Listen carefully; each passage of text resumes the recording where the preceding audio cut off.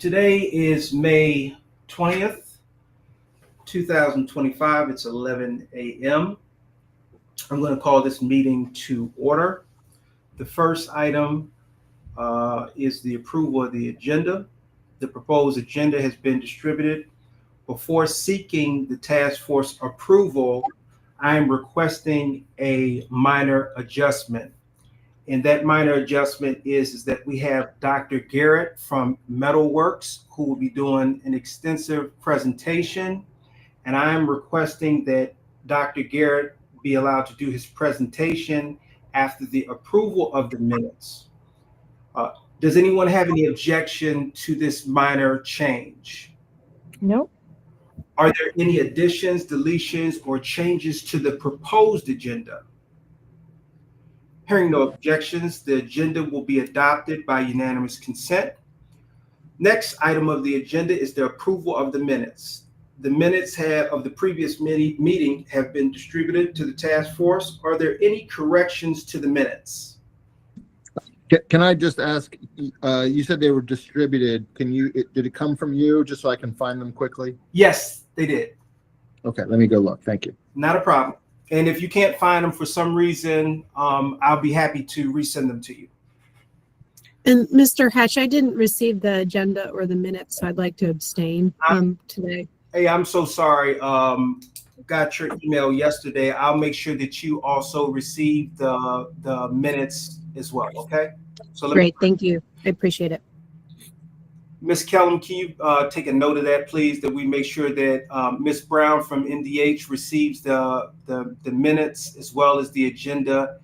And we also want to make sure that Ms. Brown has access to the shared drive that the task force has, so she can access all the material of the task force as well. So please make a note of that. Thank you. Are there any corrections to the minutes that need to be noted? Okay, if there are no corrections to the minutes will stand approved by common consent. We have with us Dr. Ron Garrett. Dr. Ron Garrett is the Director of Reentry Health Services. And no, I know the name. I don't know. Metalworks. Delegate Taylor, if you could please be so kind to mute your microphone. We're getting some feedback. Dr. Garrett is going to do a presentation on for the Reentry Task Force. I'd ask that you turn your attention to Dr. Garrett. Make sure that you write down any questions that you may have. And there will be a portion at the end where Dr. Garrett will be willing to answer any questions that you may have. Dr. Garrett, the floor is yours. All right. First, I want to say good morning, everybody, and thank you, Mr. Hatch, for the opportunity to share. Delegate Kim Taylor and others, we do appreciate your time this morning.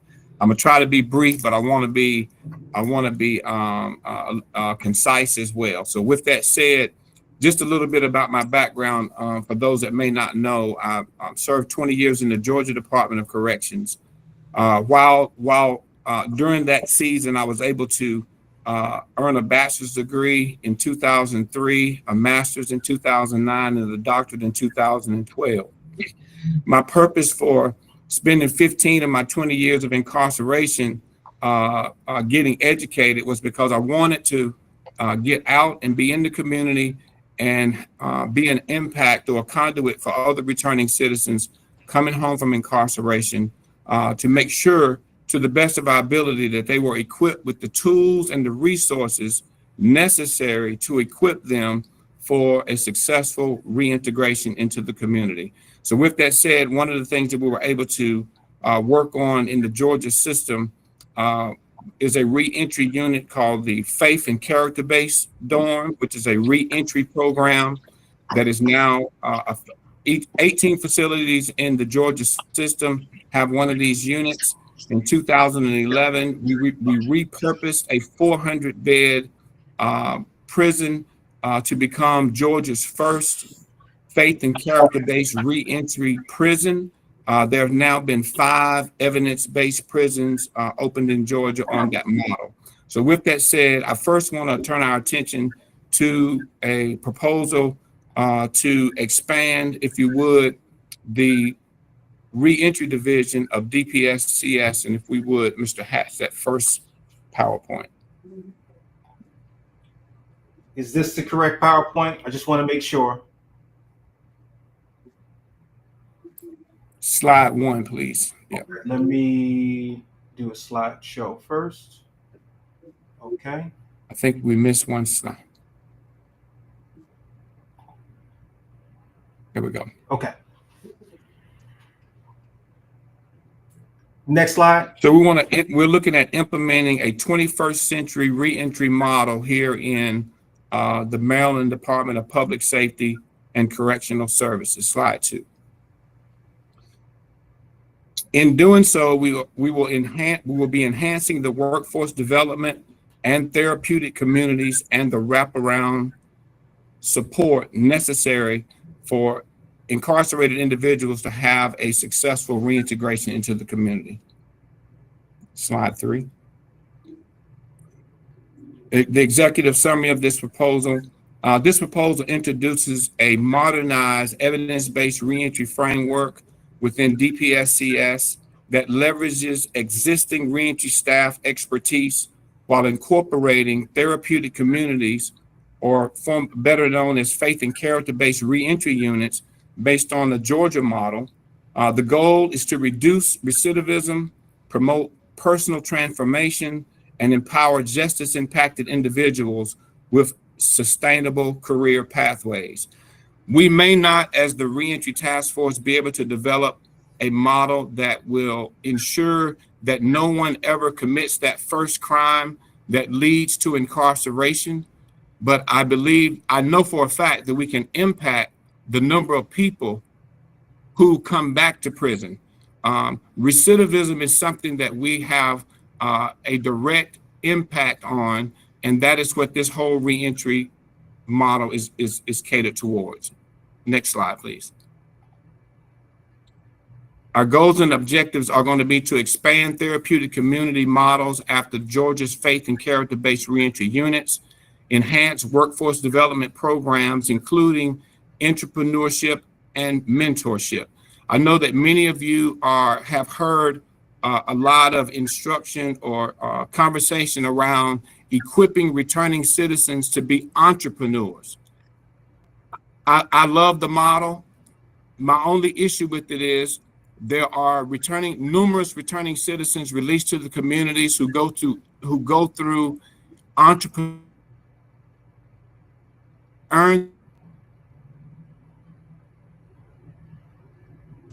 to help them actually. I believe it is a little bit short-sighted. So with that said, it trains individuals entry-level job at an organization, but equip them with the tools to not only get hired and have the job, but to thrive and become supervisors, managers, to excel in that work. We want to strengthen behavioral healthcare interventions with CARF-accredited services and develop partnerships with employers, faith-based organizations, and community advocates. The faith-based community, and when I say faith-based, I don't mean the Christian community. I mean the faith-based, interfaith, Christian, Muslim, Hindu, Jewish. The faith-based community in the United States of America is the largest volunteer corps available. They have a passion for this work, but they have very limited opportunities to be trained and equipped to partner with correction agencies to assist in the reentry programming inside of facilities. Next slide, please. The organizational structure. Below is a streamlined organizational chart that ensures effective coordination and impact-driven execution of reentry services. The leadership team, reentry program director, oversees implementation and partnerships. a deputy director for faith-based initiatives and therapeutic communities, leads character-based reentry units, workforce development manager, manages employment training and partnerships, a behavioral health coordinator, integrates trauma-informed care and mental health services, and finally, a financial literacy and economic mobility specialist, provides financial education and entrepreneurship coaching. Next slide, please. Operational support. Case managers, or I believe they're the correct term, are reentry specialists, which is what we have currently. Is that right, Ms. Rappaport? The reentry specialists, who are the current core staff for the reentry division, will support individuals in transition plans. And I just want to make note right here. I'm sure that all of you have also read over the executive summary that was submitted by DPSCS, which is awesome. But I would like to make note that the bulk of the report centers on expanding the number of pens within DPSCS. What I did not find in the report was any of the report did not speak to the reentry programming that is needed to equip returning citizens to be successful in their reintegration process. Having case managers to connect incarcerated individuals with the reintegration services that are in the community is absolutely necessary. But I believe that we must first do our due diligence to equip returning citizens with the character, the integrity, job training, skill, and soft skills needed to be successful in their reintegration process. Vocational training coordinator, develop job readiness programs. Community engagement and mentor manager oversees mentorship initiatives. Faith-based program facilitators, which will lead spiritual growth and leadership development. And finally, a data and compliance analyst, monitors programs outcomes. Next slide, please. Therapeutic communities or faith and character-based reentry units. The faith and character-based reentry units, modeled after Georgia's successful approach, provide structured environments where incarcerated individuals can develop personal accountability, leadership skills, and I believe most importantly, character and integrity. To equip individuals with job training who have not yet done the work needed to have character and to live as men and women of integrity in our community is extremely short-sighted. Giving people a job is not the end-all be-all as it relates to reducing returning recidivism. Next slide, please. The core program components are spiritual and character development, faith-based mentorship, ethics training and personal reflection, workforce preparedness, career pathways, entrepreneurship, and employer partnerships. Cognitive behavioral interventions, trauma-informed therapy, life skills training, and peer support. Community integration support. Connections to faith-based leaders, nonprofit agencies, and employers in the community. Next slide, please. The staff positions and job descriptions. The Reentry Program Director, the program leads program execution, stakeholder coordination, and funding strategies. The Deputy Director of Faith-Based Initiatives oversees therapeutic communities, develop leadership programs, and strengthens partnerships.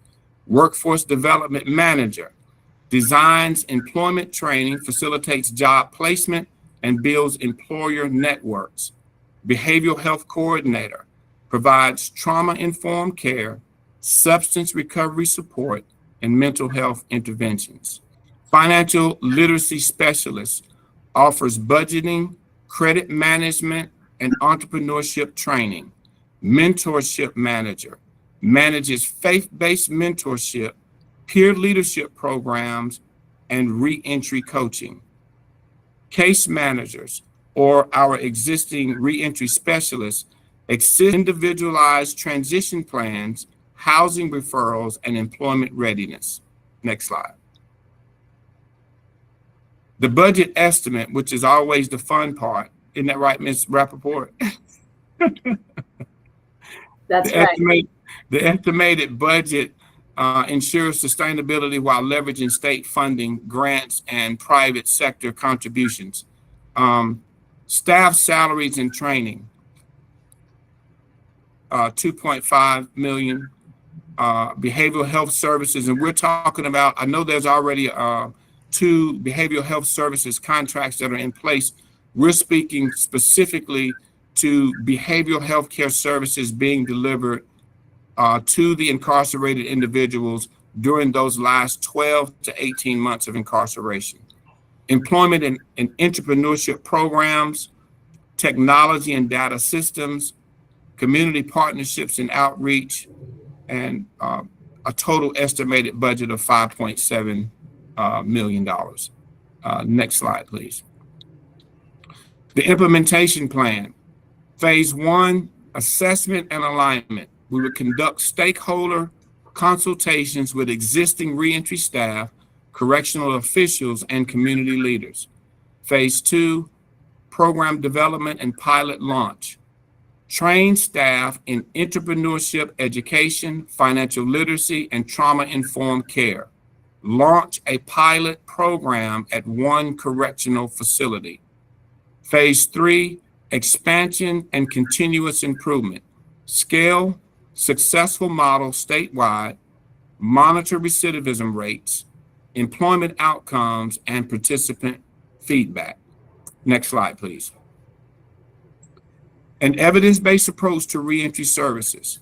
This 21st century reentry model aligns with proven workforce strategies, enhances wraparound services, and ensures existing reentry staff play a critical role in sustainable reintegration. By implementing data-driven, evidence-based practices, Maryland's Department of Public Safety and Correctional Service can redefine reentry success, reduce recidivism, and foster economic mobility for justice impacted individuals.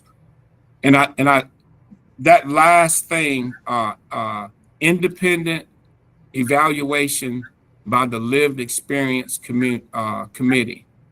I truly believe that whether the reentry initiative for DPSCS is undertaken by current staff or to provide those services, of a doubt that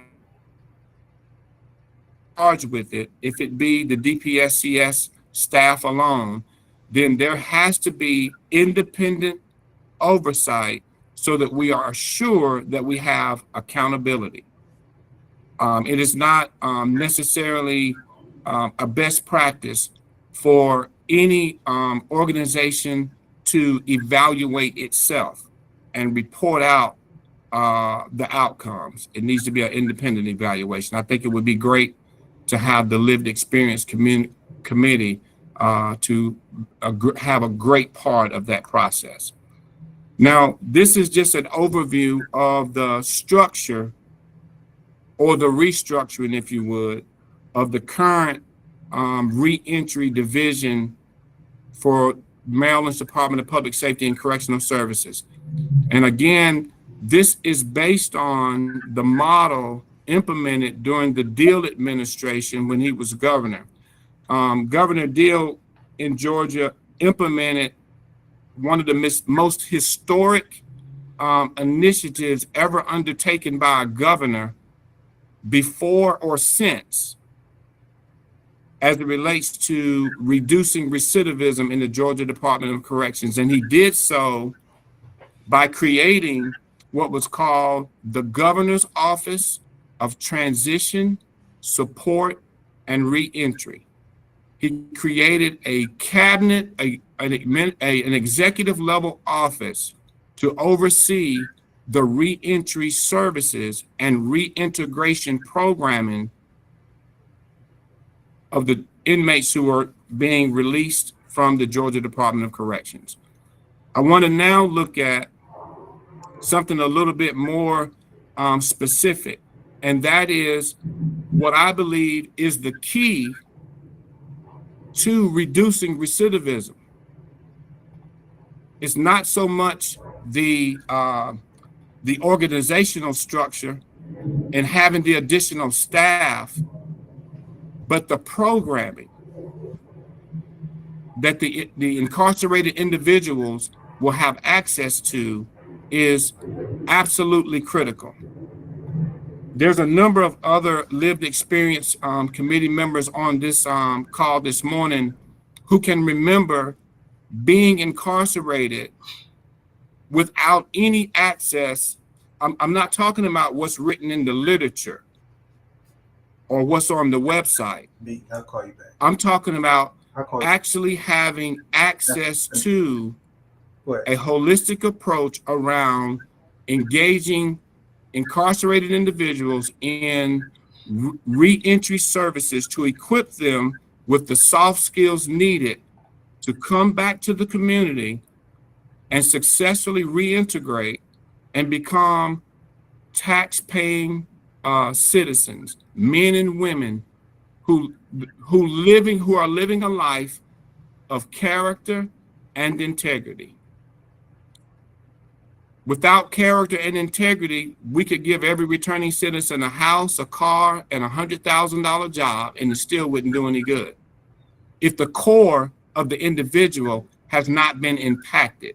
So with that said, I want to share with you what I believe would be the nuts and bolts of a successful reentry program here for the Maryland Department of Public Safety and Correctional Services. Next slide, please. I use the term reentry units for folks who are in corrections.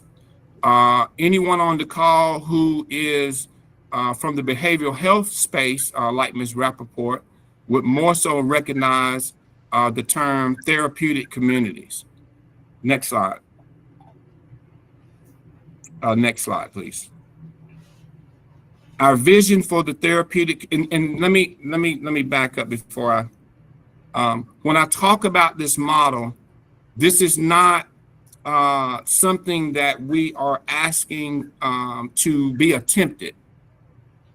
This program is a national evidence-based model that has proven impact to reduce recidivism. There's actually a white paper, I can't wait to share it with you all, that will be coming out in the coming months based on the 400-bed facility in Georgia that has a documented impact of having a less than 10% recidivist rate for the first two graduating classes, because those were the first two graduating classes were the ones that participated in the study. Our vision is to help every returning citizen develop the character necessary to build the solid foundation of character essential to nurturing and maintaining strong relationships, and to equip each one with the tools to experience a successful reentry and reintegration process into the community. Next slide, please. Our mission is to increase every returning citizen's potential for stability, success, and a smooth transition back into society. Next slide. The purpose is to equip every returning citizen with the tools to develop the character and integrity necessary to become the best men, women, and community leaders each one has the potential to become. Next slide, please. The requirements. Each participant must be infraction-free 1 year prior to having access to this program. if for those that let me put it this, let me just back up for a minute. If we were to look at, I'm going to use round numbers, so hopefully I don't get us confused. If we were to look at a prison that had 1,000 beds, 10 100-bed housing units, the idea here is to designate one of those housing units as the reentry unit, which every individual at that facility who are now within 12 to 18 months of being released to the community would have the opportunity to participate in the reentry dorm. Next slide, please. The program mantra, every unit in Georgia, every dormitory, each morning, there is a mantra that is recited from memory. I started to bring the one that we use in Georgia, but I think it's going to be refreshing for us to develop our own, that it would be unique to the Maryland system. Next slide, please. The structure is a 1-year program made up of 4 phases, 4 3-month quarters. The instruction for the first quarter would be focused on an individual's attitude. Until we have their attention and their attitude adjusted, again, you can give them a job training, you can give them a car, a house. It's not going to change the core of the individual. The second quarter of programming is focused on the individual's character. You would be absolutely amazed at how many folks we find that are in prison who cannot even define the word integrity,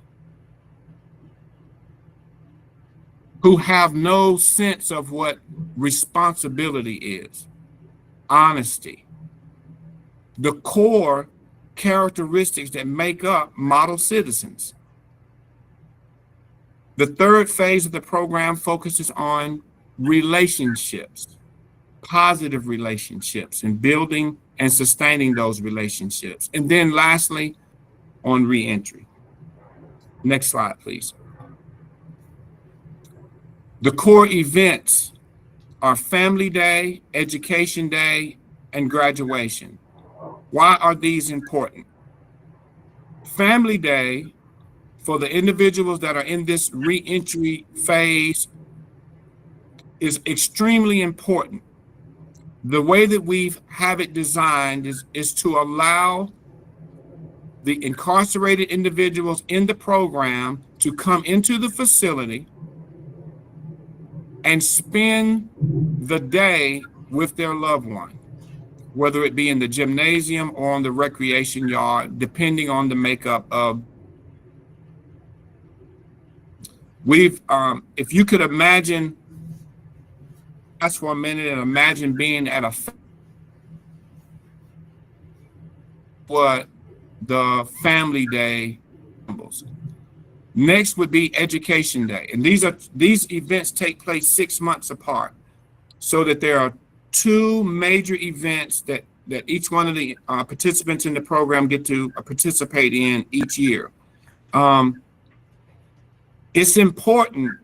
You would be amazed at the impact on the of the attitudes of the individuals at a facility as they are approaching that last year of incarceration, knowing that the only way I can be in this program is that I must be infraction free at least 12 months prior to entering the program. Not only does the culture of this unit change drastically, but it changes the culture of the facility, because the incarcerated individuals have a desire to be admitted, to have an opportunity to be admitted into this reentry program. And then lastly, of course, a graduation.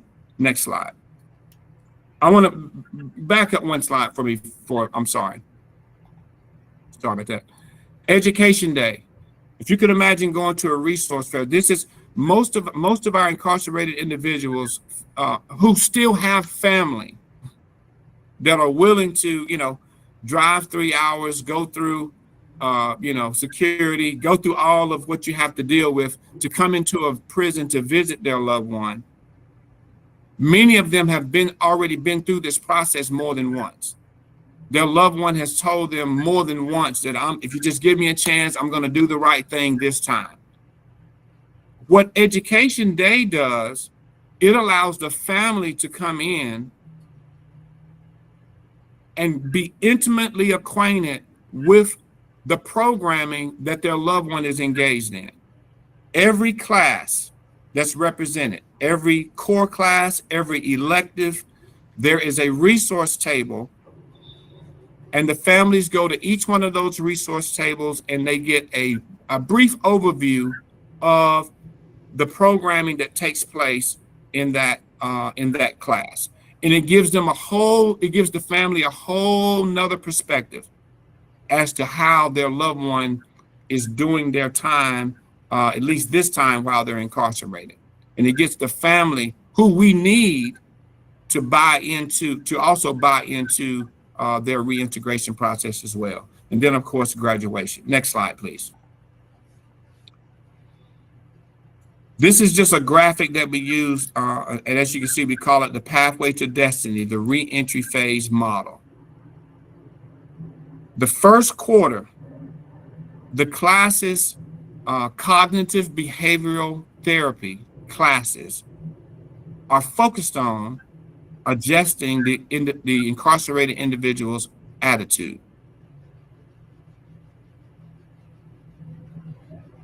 The next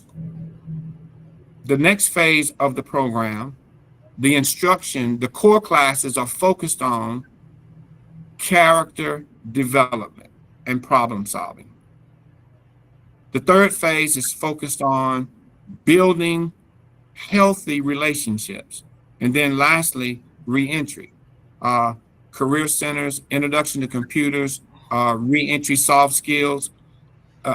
It may be hard for you to imagine this, but it was also hard for the first administration to open up one of these units in Georgia to imagine having a housing unit that had computers in the dormitory.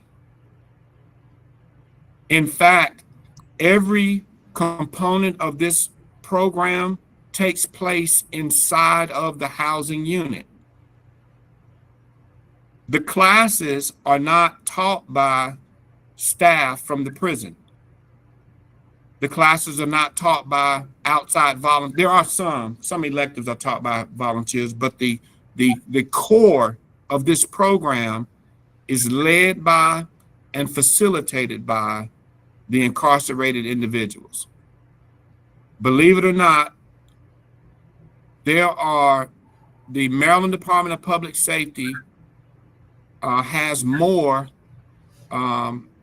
Joshua Hatches, more Dr. Stanley Andreas, more, I can't remember Miss Monica's last name. These people exist inside of these prisons. They just need access to the tools to actualize what is within them. Next slide, please. At every facility, as we scale this program up from the first prison to 4 prisons to 12 prisons to now 18 facilities in Georgia, when we start the program new, every facility, the administration had the same question. What do we do with individuals, at least in the starting up of the program, what do we do with the incarcerated individuals who have less than 12 months? Because they wanted them to at least get some part of the program prior to being released. And therefore, we created what was called the express phase model, which focused on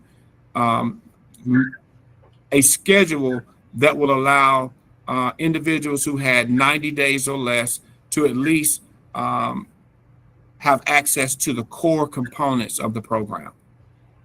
Next slide, please. The implementation strategy: select the facility, identify the housing unit, create an application process, identify the certified peer recovery specialists. And I said here the Bowie prison education students, as well as there's several colleges that are within DPSCS that there are men and women who are receiving college degrees that are incarcerated who would be great tools, if you would, great facilitators, great leaders in these housing units. And they would serve as the core leadership team and facilitators for the program. Identify the initial candidates who meet the criteria, set a date to make the necessary moves to get the first cohort of IIs moved into the unit, set a start date to begin the program. It's really that simple. I've replicated this process personally, and that's with the dorm model. And if we want to count implementing Walker Faith and Character-Based Reentry Prison, the first reentry prison in the state of Georgia, a 2-year reentry program. And the simplest way for me to explain to you how it functions, it is a community college inside of a fence. Next slide, please. Again, we're structured on the quarterly schedule. I just happened to put together what this year's schedule would look like. The next quarter, this is in line with the quarter schedule of colleges that are still in the quarter system as well. So as to take advantage of all of the holidays and the breaks, the special holidays that are on our calendar. All those things are taken into account, and we are 95% of the time out of class and in a 2.5 to 3 week break during each of the holidays throughout the year. Next slide, please. An example of a schedule of what it would look like for the IIs in that unit for the day.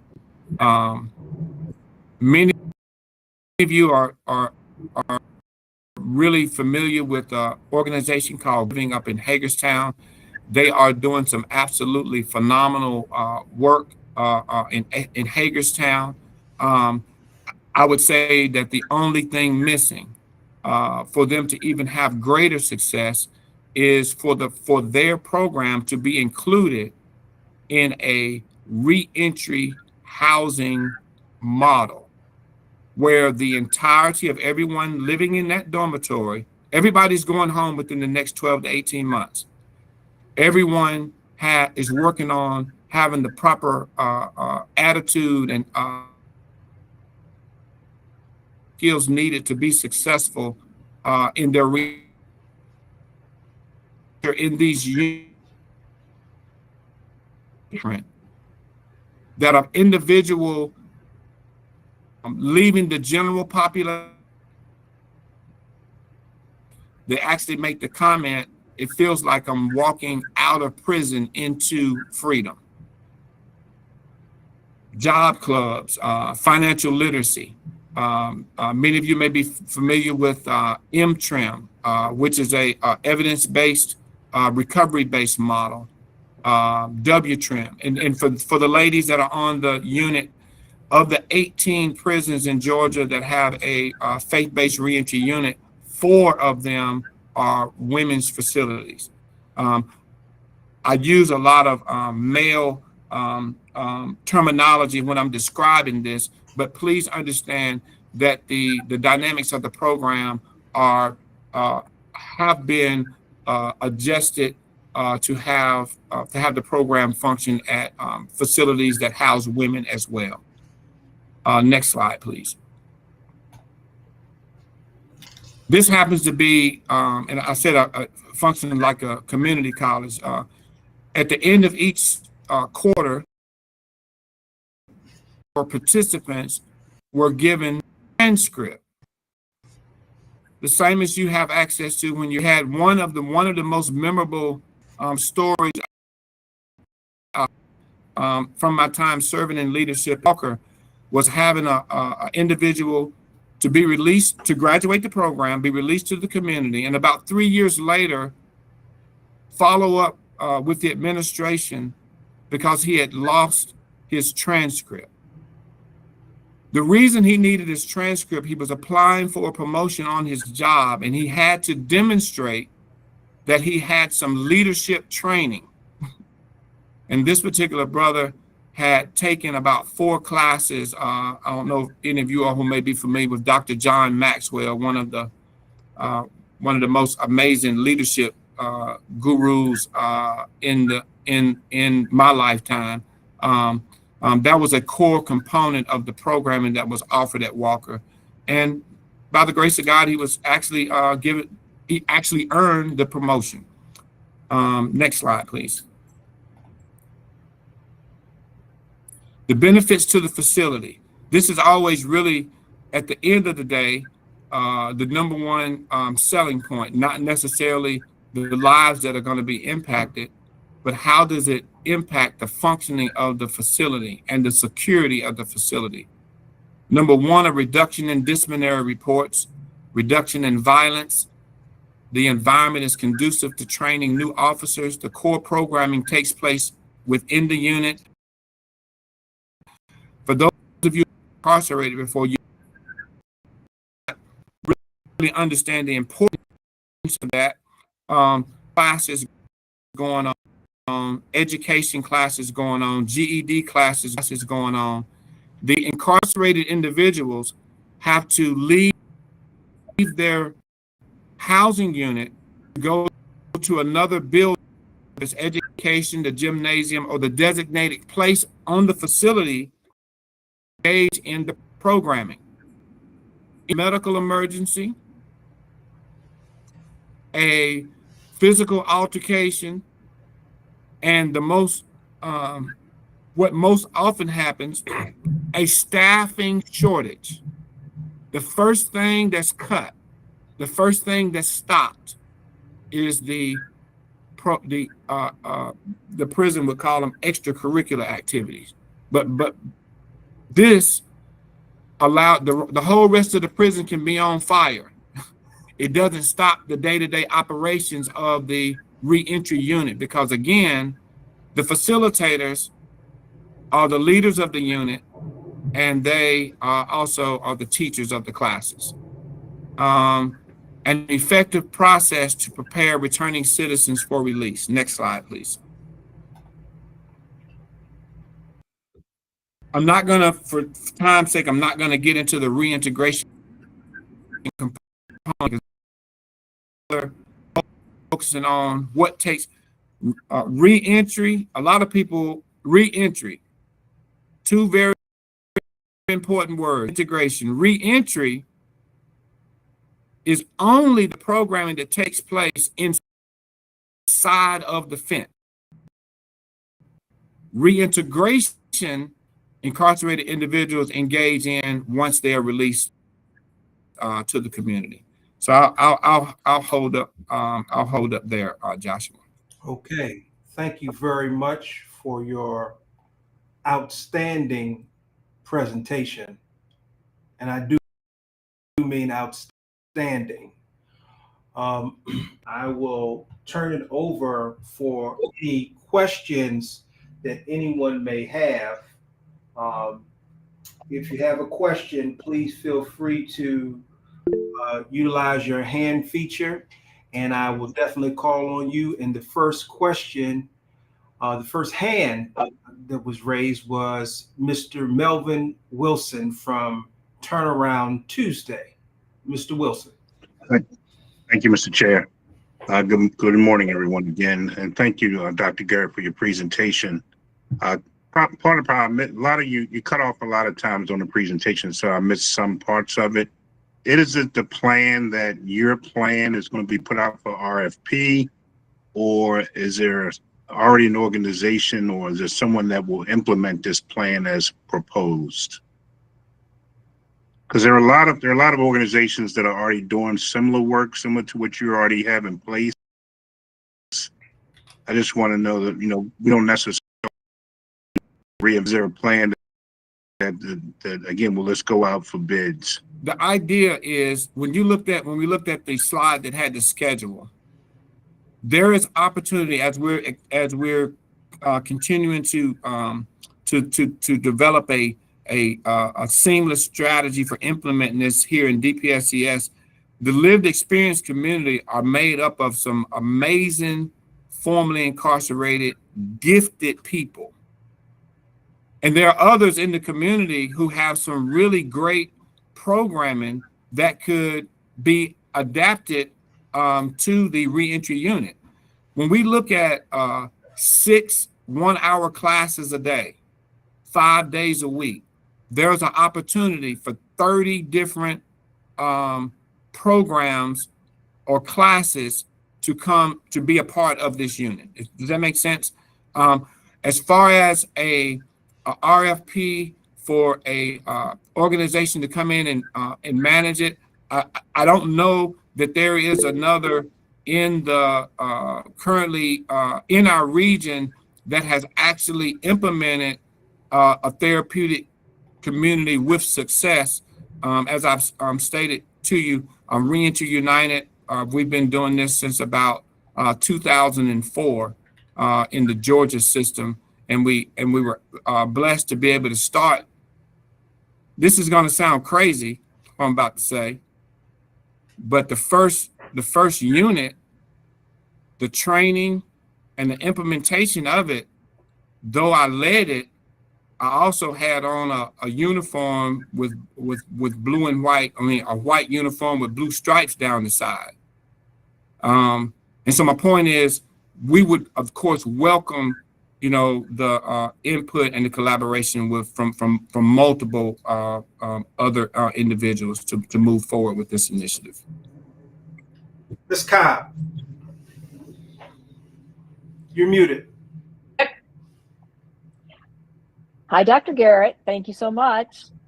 Question for you. Does the character aspect of the program anticipate a program that has the participants unpack their trauma from childhood, like look at their adverse child experiences? Because, yeah, so that's my question.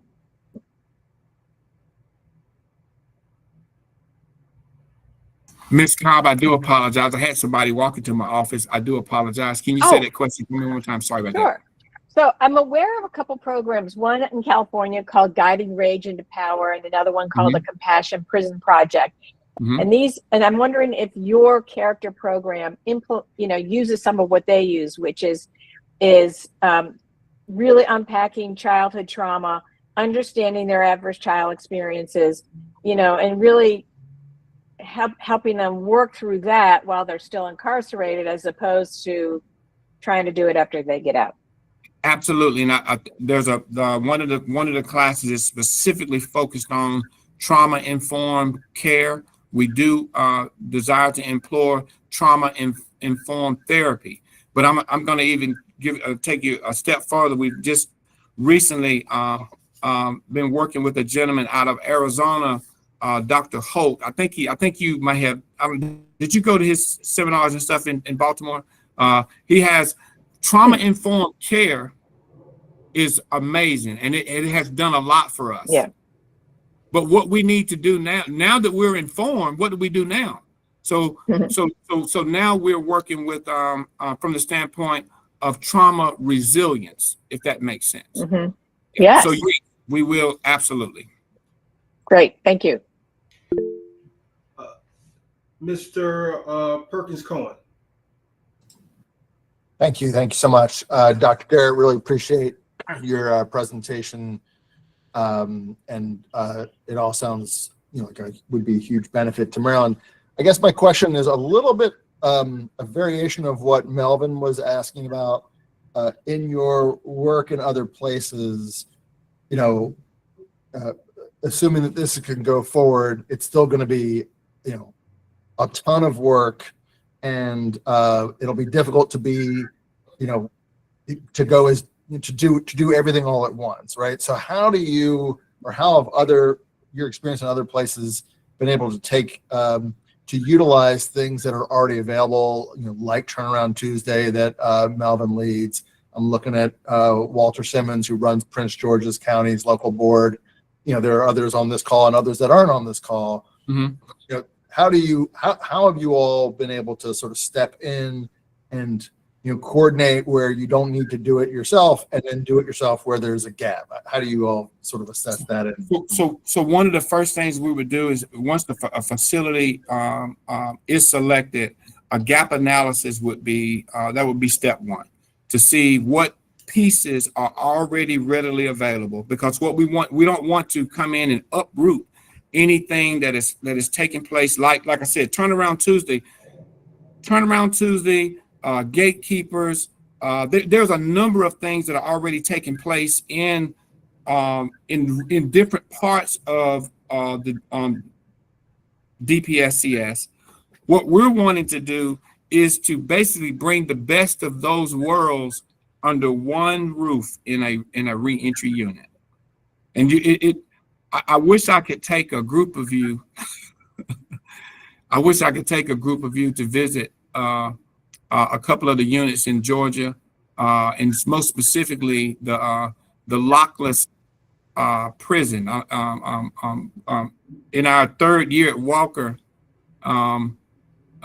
we were christened the first lockless prison in the country, because there was no longer a need for our cell doors and the dormitory doors to be locked.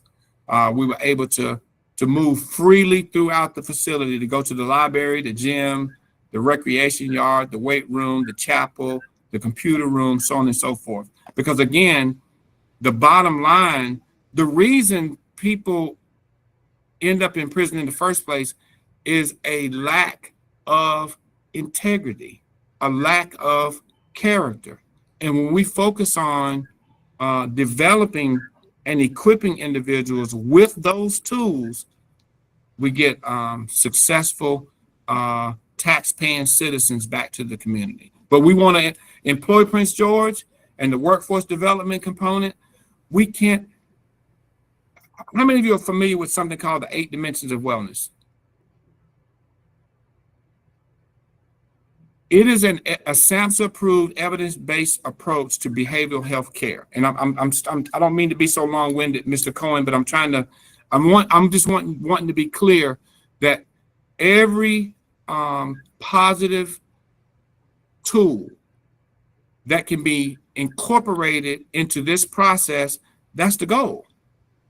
There shouldn't be 15 different plans going to the secretary and the assistant secretary. We should come together with one unified model that allows the maximum number of those that want to participate in this process the opportunity. And this is what we have. And I love my brother, my mentor and advisor, Mr. Simmons. My hope is to be able to equip men and women so that when they go through Employ Prince George, the Pathways of Success, when they go through the training program and then they're placed on a job, that they're not only able to get the job, but they're able to thrive and be promoted. That's the goal, to prepare people, to equip them for success in the workplace. Dr. Garrett, I have a question, and I'm hoping that you can explain the coordination from one of those units. Okay. We've got the programming down pat. Now, can you talk about the coordination from the unit to the community? Does that make sense? Yes. What transpires with the individual once they get released back? And let's just use Prince George's County as an example, right? Individual gets released from the unit back in Prince George's County. What happens then? So they will be able to, number one, okay, so let me back up, because I didn't want to go too, make this too long. During Governor Deal's administration, I said he created the Governor's Office of Transition Support and Reentry. That had an executive director, a deputy director of faith-based and community initiatives, a deputy director of workforce development, and a deputy director of housing. Every county, and I don't mean every county, let me say every region. I'm gonna say in clusters of 1 million. Say Prince George's County, we're about 1.2 million. In Georgia, some of the larger counties like Gwinnett would have every region of about 1,000 would have assigned to them a community coordinator, a housing coordinator, and a jobs coordinator. And then we had a component called in-reach specialists. In-reach specialists would be akin to the term that we use here in Maryland to peer support. These were to qualify for the job, you had to be formally incarcerated. The role for the in-reach specialists were during the last 180 days of an incarcerated individual's prison experience. They were able to come into the reentry unit and begin to start working with the incarcerated individual on a transition plan. Because we needed to know, do you have family when you're released? Do you have a place to stay? Do you have clothes? So we did a soft assessment so that the reintegration team had a plan in place the day of release. I'm going to give an example. Just yesterday morning, with the coordination of Ms. Rappaport's amazing team, we were able to pick up an incarcerated individual yesterday at about 12:15 at Brockbridge. We took him out. Well, I didn't say we. I didn't get to go this time. I was busy. I had some other stuff, but a team took him out to lunch. Then they brought him over to Metalworks, and I'm getting to answer your question. And we began his initial intake here at Metalworks. We then, at the close of the day, we took him to our transitional house and got him acclimated to his room and his new surroundings, right? Today, he is back to complete his intake process, which will include step one of everything that we do at a behavioral healthcare agency is an assessment. Assessment. Once that assessment is done, a clinical reintegration plan is set in place. He will be connected with the reentry navigator, someone who will take him by the hand and walk him through his reintegration process. People who have been out of the community for 20 plus years. This gentleman has been incarcerated for 32 years. There's no way anyone should be sending him down to the Department of Social Services alone or sending him to motor vehicles alone. You follow me? It would be completely overwhelming. He would have no idea. So my point is, he's gonna get a reentry navigator. He will begin in our programming, which is called the Life Success Academy, which is a day program, 8 to 12 weeks, depending on the needs of that client. If the assessment dictates that the individual would be benefited from therapy or supportive employment, medication management, any of those areas, those would be all totally available here at Metalworks. We have a transportation program. We know that transportation is a huge barriers, especially here in Prince George's County, because the county is so large. So individuals that are in need of transportation to get to the day program, which we call the Life Success Academy, they actually have been traveling for the last 3 months, thanks to the Reentry Returning Citizens Affairs Division, Mike Williams and Sherry Cox. They've been getting to their medical appointments and job interviews and job training via Uber. And it's been hugely successful and very needed. Ms. Mosley. You can't hear you.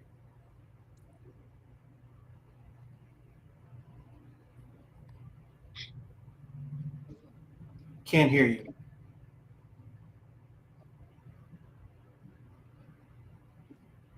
Okay, now try. Can you hear me now? I can hear you now. So you all are sitting across from each other. That's We are. Dr. Garrett, in listening to you, you made a distinction between reentry and reintegration, and I found that really interesting. Semantically, I might not agree, but I could go with that if we were to agree to that terminology, use of that terminology for our purposes in coming up with our recommendations for a state entity, right, to do this work. So, and I think the way I heard you then, reentry rests with DPSCS, the way you defined it. And so that would mean a continuation of the work DPSCS perhaps is currently doing in the reentry space. And reintegration would really rest with what we're talking about creating. This commission is prepared to recommend, or we're getting ready to recommend. So that state level, what I would call reentry czar, reintegration czar position, or the cabinet level, as you described in the Georgia model, secretary position, would focus on the reintegration. Again, just using your terminology. Right. So I think that's helpful as we think about, not replacing or supplanting the work that exists, but understanding where some of those gaps lie and how we justify a need for this sort of external body, officer and staff. So I just wanted to kind of highlight that for all of us. Because I think that's really what we're talking about. We're talking about recommending a reintegration team that perhaps is a cabinet level position, or certainly an external body separate from DPSCS. And I'm sure that it's going to require, and maybe you could speak to this from the Georgia model, how the reentry team or staff coordinates with the reintegration team or staff. I'm sure there has to be they dovetail at the very least, but there's probably even some overlap. So how, from your experience with the Georgia model, how do those two pieces come together?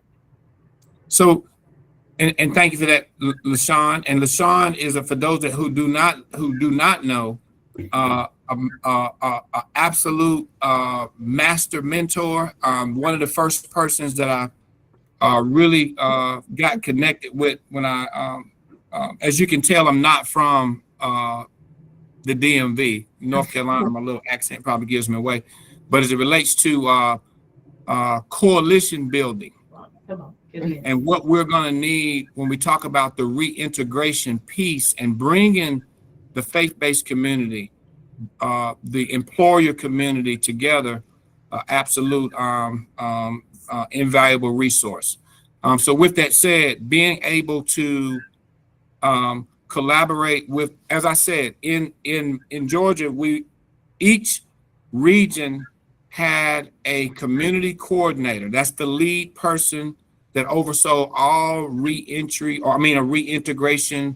services for that region. Their main role was to form, if you would, a coalition of reintegration resource providers. On their team would be a housing coordinator. So all things housing that a returning citizen would need to understand which of the apartment complexes do accept, formerly incarcerated people with the background, with the history, and then we had the job coordinator. The job coordinator's main role would be, as we have with Employ Prince George and the Pathways to Success, they had a would have a relationship with the employers, the second chance employers, who would hire returning citizens when they're released to the community. One of the key components was not the reentry specialist. I'm saying the intake specialist. This person would coordinate between the reintegration team in the community and the reentry team in the facility. When they have an individual that is coming home, we know, am I right, Ms. Rappaport? We know what county they're going to, right? That's correct. Mm-hmm. When we have the opportunity to do a soft assessment, we understand that this person is going to need transitional housing. They're also going to need clothes. They're also going to even need personal hygiene, because they're coming back to a community and they have no family support whatsoever. And that's where the reintegration team is so important. But the two work together hand in hand. We were able to have what is called community coordination or care coordination meetings on a quarterly basis, so that we could prepare for individuals that were coming home to our region. Ms. Mo? Yeah, could you take me off? Thank you. Just as a follow-up, what I would envision.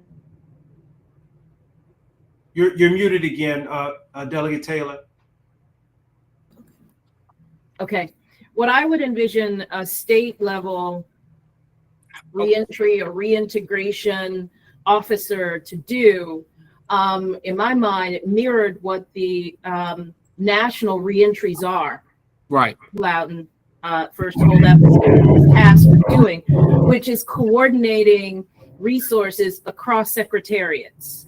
So I didn't hear you talk much about the intake or any of the specialists or coordinators reaching out to, say, State Department of Labor or Health and Human Services or the Department of Education. So is there a role there? Was that included in the responsibilities of those coordinators or the state reintegration officer? And if not, I think it's something that I would like us to maybe discuss, because there's probably a need for that here in Maryland.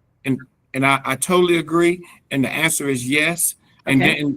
But I'm gonna say something, LaShawn, that I have gathered, I'll say from the outside, about the task force. There are at least two separate ideas of what we're even working on. There is the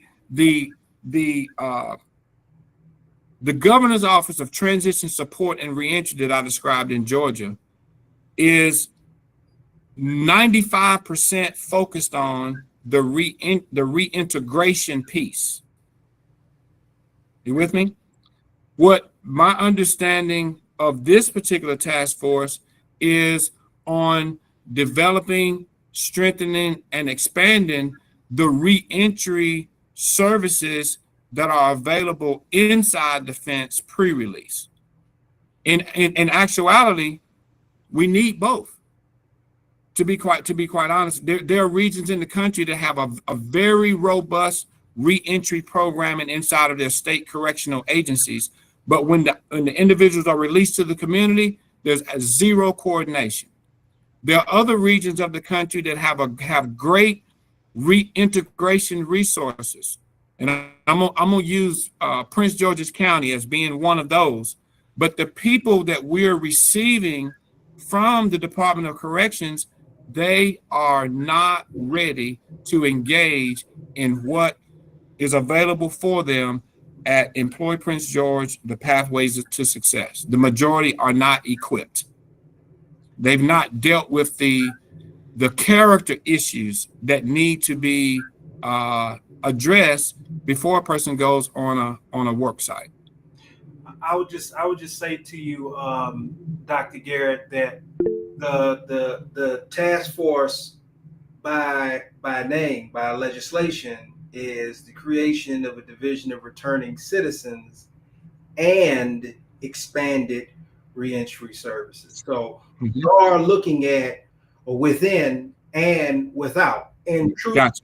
it can't be holistic if we're just looking at one part, right? We've got to look at both, because we understand that there has to be a continuum of care, a continuum of services for an individual. Everything that has taken place inside will be done for naught if we're not making sure those services are properly coordinated externally outside of the Department of Public Safety and Correctional Services. And this is the reason why we all should be saying that the Department of Public Safety can't do it by themselves. Yes. Right. Correct. There has to be partners involved in this whole comprehensive process of an individual going through those reentry services provided by the department, and then translating that into reintegration services, right, correct, outside of the department. That's right. So we're looking at both. Absolutely, I agree. Yes, sir. Does anybody else have any questions or comment? I know that we had an agenda and we have a couple of more things to discuss, but they're going to be very brief. I am a respecter of everyone's time, so we will conclude before 12:30, I promise, as long as we don't have any other outstanding questions for Dr. Garrett. Hey, Mr. Hatch, Dr. Andres wanted you to ask his question that was in the chat. I'm sorry, I didn't. What was this? Can you read his? Where's his question? Here's the question. Oh, wait, let me pull it up here. His question was, Dr. Garrett, could you speak to whether community-based organizations have been identified, or what the process for identifying those organizations for operational support? I would say that they haven't all been identified. We've only looked so far at the members of the lived experience committee. I know there are others. Once we are, I believe, closer, and I believe we're really close now. I think, Ms. Rappaport, I think we're getting closer. Once it is determined that we are in fact going to move forward with that component, I think something akin to not necessarily an RFP, because one of the things that gets in the way of this, what we're talking about, is money. Mm-hmm. If this team, if we stay completely focused on the number one reason we're here, which are to provide the best and highest quality of services as effectively and efficiently as we can for the incarcerated individuals within DPSCS, as long as that stays the central focus, we're going to go through this. It's going to be a cakewalk. But as soon as individuals have my own idea of what I want and what I think is, if we keep this, the main thing, and I say the main people, which is doing our due diligence to serve the incarcerated individuals and give them a shot at a true second chance, this task force is doing some amazing work. So Dr. Andres, really at this point, once there is a green light that we're going to move forward, I think the next thing would be is identifying and solidifying the organizations that would be a part of providing programming, A, for the reentry unit, but B, the reintegration services once individuals are coming back to the community as well. Delegate Kim Taylor. Thank you, Mr. Chair, and thank you, Dr. Garrett, for sharing. I just heard you say, you mentioned to Ellen, am I to understand then that you are already in conversation with DPSCS about, them considering this program, or is this something that we as a task force are to integrate into our final report as recommendations to DPSCS? Because kind of sounds like you guys are already working on something. If that's the case, that's awesome. Well, I think we've it's kind of been it's been a conversation for a number of years. It was Assistant Secretary Scruggs at that time, and Mr. Rob Green. That's how long this conversation has been underway. So with that said, I believe I've said this a few times that I don't know that there will be another task force around reentry that will come together in the United States of America and come up with a different conclusion than we already know the answer to. And so my point in saying that is, and I'm not talking about me, myself, I'm talking about as a collectively, we know what needs to be done. Yeah. And so my point with that is, while this task force is doing its work, there are some areas that I believe that we could come alongside our phenomenal Governor Moore's administration and begin implementing some of these things, so that by the end of this first term, we actually have some things like some outcomes. Not that we met and this is what we should do, but this is what has already been in place and this is what is produced. Thank you. Yeah, and Delegate Taylor, just to dovetail on that, like Dr. Garrett said, I guess these conversations have been going on long before I got in this seat. And I do think the direction of the task force, if those are the recommendations to move forward, and I would do that as a task force as opposed to taking on one particular program and whatnot. It could be a simultaneous type thing. I don't know how close we are, but we certainly, and Dr. Garrett has continued to raise this to the secretary as well as the assistant secretary, these types of programming. So for what it's worth. All right, thank you, Walter. Well, Dr. Garrett, thank you for your presentation. I know that we could probably have this conversation all day. I'm sure there are more questions. You did an outstanding job presenting. I want to thank you again for your time.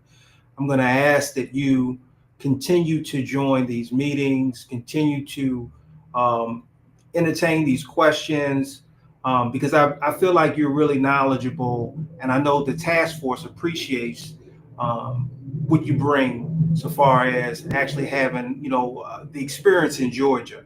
We're going to be looking at other states as well. Another state that's come up in conversation is Ohio. So we want to look at what they offer as well. And yes, this is a part of the chair's comments, by the way, which is the next item on the agenda, because we only have 8 minutes, and I'm telling you, we're going to be off here before the 8 minutes, I promise. This conversation is a perfect segue into saying that who said that we can't have interim report or start making recommendations now that will be reflected in the report, so that Ellen and her team at DPSCS can know what's coming down the pipeline, so that those things can start to be discussed within the department and possibly instituted prior to the official report being released in October of 2026.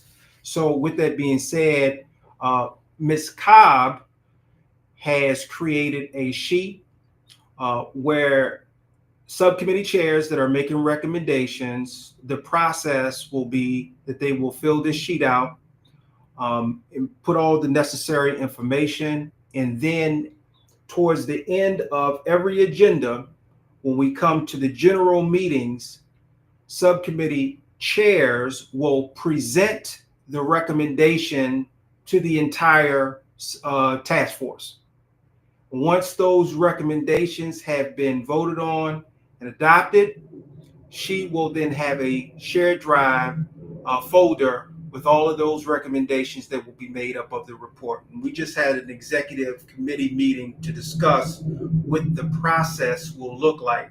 But the point is, we don't need to wait months down the road to start making recommendations. We need to start looking at what we have right now and compiling those recommendations. Real quickly, the Assessment and Gap Identification Subcommittee has a few announcements. Just want to let you all know what is taking place.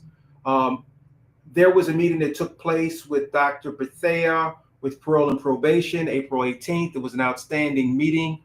So I hear I was not able to join that call, but Angela Martin, as well as Delegate Kim Taylor were present, and there was a excellent conversation, and Dr. Bethea is willing to come back to answer any questions that may have been left out that we need to address. May 16th, we met with Patuxent Institution. That was a robust conversation about their EP, YP, and mental health programs. We will have a follow-up questionnaire for Patuxent Institution and their leadership. The DPSCS questionnaire has been officially turned in the format that was requested by the department to Ms. Rappaport as of yesterday. So she has those questions. The II questionnaire, Ellen, if you could real quick tell us how many IIs have filled out the survey. Sure. The latest count was 1,722 as a response. This is all facilities, and it's supposed to be remaining up on the tablets until the 25th, but depending on the task force, if you want me to, we can keep it up longer if you want. It's up to you how that works. But right now, it's really been an amazing response rate. All right, so you all be stewing over that. You can send emails, follow up. I've got 5 more minutes. I want to be done in 3. Does any other subcommittee have an important update that they would like to share with the task force before we conclude the call? Hi, this is Donna, Chair of the Report and Recommendations Committee. We are meeting this Thursday at 2 p.m. I have a long agenda that I've sent to everyone ahead of time. We have this public participation questionnaire, and we've had 10 responses so far, but I think it's in the Google Drive, and to the extent that everyone on this call could share it with their networks, that would be wonderful, so we can continue to get ideas, questions, and input from everybody. Thanks. Any other subcommittee, Dr. Andres? I know you're unable to unmute your mic. Dr. Andres did share that his subcommittee is moving right along, blowing steam. They meet the second Monday of every month. They're focused right now on housing, and they're coming right along. And I do know that Vanessa, I don't know if she's on the call right now. I don't see her, which is fine. But I also spoke to Vanessa, and she will be working with her subcommittee, but Dr. Garrett will also be assisting as well. Can you drop that link for the participation form in the chat, Donna? With that being said, the next meeting will be June 17th. Please mark your calendar. June 17th at 11 a.m. I'd like to again welcome Miss Brown, Alyssa Brown from MDH. She has joined us. She will be filling in for a while until Miss Joanna, and I forgot her last name. Ruth. Ruth. Thank you, Miss Brown. Joined. So that is the proxy for Miss Ruth. Thank you all for joining. Hope you have a wonderful evening. Take care. Thank you. Bye now. Thank you. Bye-bye. I appreciate you all's time.